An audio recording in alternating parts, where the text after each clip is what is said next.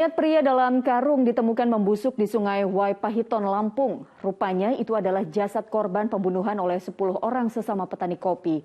Dendam menjadi motif pembunuhan.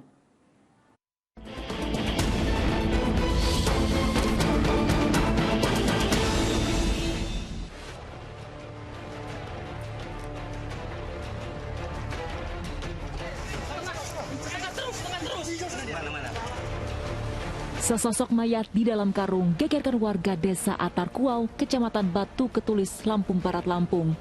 Ditemukan mengapung di Sungai Waipahiton. Jasad berjenis kelamin pria itu telah mengeluarkan aroma tak sedap.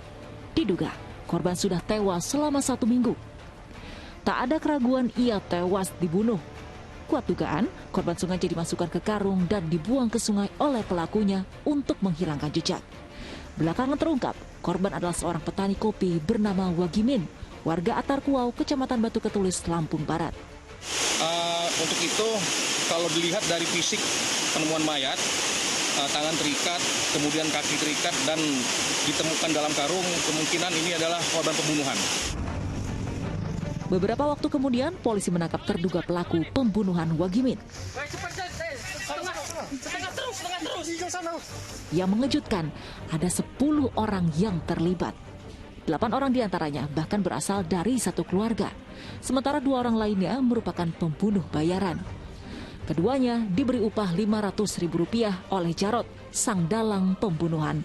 Dalam penangkapan ini masih ada 1 pelaku yang buron. Adapun motif pembunuhan dilatari dendam lantaran Jarot, sang perencana, kerap diganggu korban saat bertani kopi dengan sistem bagi hasil di lahan orang lain. Jadi perannya masing-masing yang 9 orang ini sudah kita dapatkan dan makanya kita tetapkan sebagai tersangka yang kita tetapkan pasalnya pasal 340, pasal 338 dan pasal 170 ayat kedua, ayat 2 ketiga KUH pidana.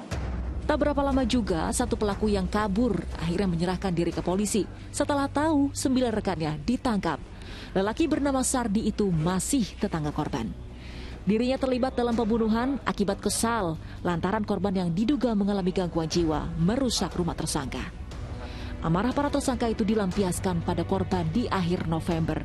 Wagimin yang tengah bekerja di kebun kopi dihampiri 8 pelaku yang merupakan sesama petani kopi.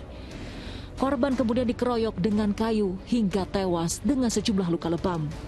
Untuk menghilangkan jejak, 2 pembunuh bayaran diminta untuk masukkan korban ke dalam karung dan membuang jasadnya ke sungai.